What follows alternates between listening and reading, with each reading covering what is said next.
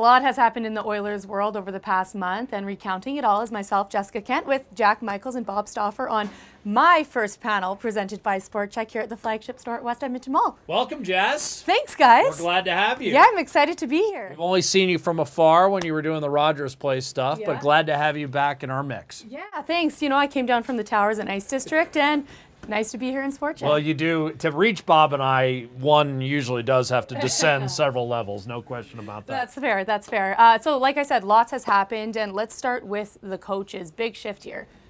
Big shift. I think that when you look at it, Jessica, from from 30,000 feet, or maybe from that high tower you were talking about, or for that matter, for people around the league, there's a couple of reoccurring themes. Number one, from basically anybody who sort of observes hockey, there was sort of universal support for what the Oilers did. I mean, they had a staff with a bunch of guys that had worked together in San Jose, and then Ian Herbers, and not that they gotten stale, but the team didn't excel last year, and so that results in change. And the new guys coming in, you've got two former NHL head coaches, Trent Yanni, very interesting guy, an excellent teacher for defense and good PK guy, and then Manny Viveros, sort of a well-known amongst Edmonton hockey circles, but sort of a late blooming coach who's a real good power play guy. So from my end, I'm going to be really intrigued to see how a new coaching staff can breathe a little new life in with with the team overall. And credentials-wise, Jess, here's where the Oilers really stepped up to the plate, because as Bob mentioned, not only are we talking about former NHL head coaches, but Trent Yanni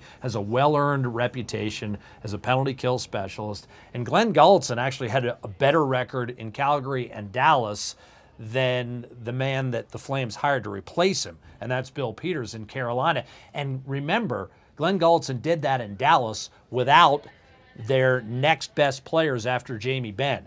I'm talking about Tyler Seguin and Jason Spezza and John Klingberg. Gulutzan didn't have any of those guys and coached them to essentially the same record that Lindy Ruff and Ken Hitchcock did. So these are not only former NHL head coaches, but former successful NHL head coaches, at least in my estimation. And then as Bob mentioned, Manny Viveros, it's interesting. He's yet an up-and-comer, but has plenty of experience. And oh, by the way, he returned the Swift Current Broncos to WHL relevancy for the first time in a quarter century. First time they'd even reached the finals, let alone win it. So he's coming off a heck of a year. I think it's going to be good for the staff, and I think it's going to be a staff that will challenge as well as work with Todd McLellan. Well, and I know that Oilers fans seem really happy with these changes. I know Gulutzan, he has the ability to connect in the locker room, where Yanni has been said to really develop defensemen, as you were saying. So do you think that's what we need going into this next season?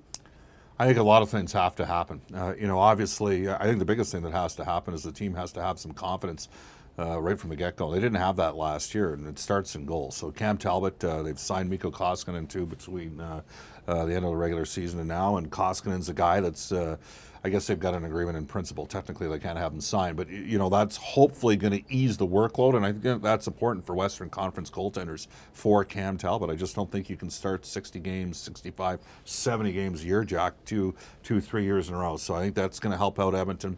But they got to get some stops early. It's simple to me: goaltending, special teams, and then improved play and some health from their defense. Those are three critical areas. A fourth one in a perfect world would be more depth scoring. So coaching is going to play a factor in all those things and building some confidence at the start of the year.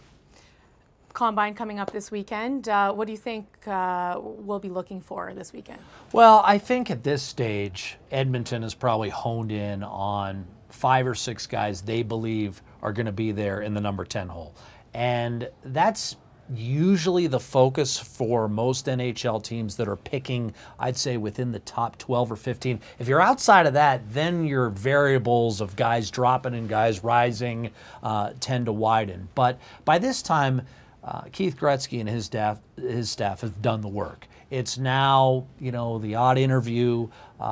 This is, the Combine is a little bit different than, let's say, the football Combine. There's not usually all-stars coming out of the Combine. There's not a guy that necessarily, what was it? Sam Bennett didn't do a chin-up, didn't hurt his stock at all.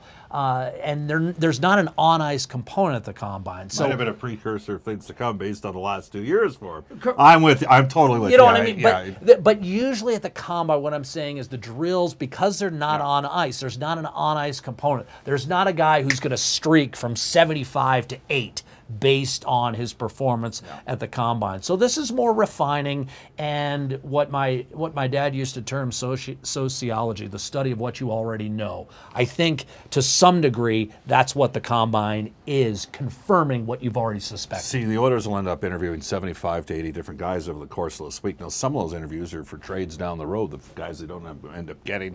I'm with Jack. I mean, obviously, I think there's basically 8 guys that are boxed out of who Edmonton's going to get, and I think there's a range of 4 or 5 guys. And I think that for the viewers, one of the biggest things that's occurred here is there's a real emphasis on hockey sense, and I think that that's a target area for Keith Gretzky, be it defense or forward. Definitely big weekend coming up. Bob, Jack, thanks so much. These guys will have all your coverage at the Combine this weekend, and of course, stay posted to EdmontonOilers.com for all the latest news.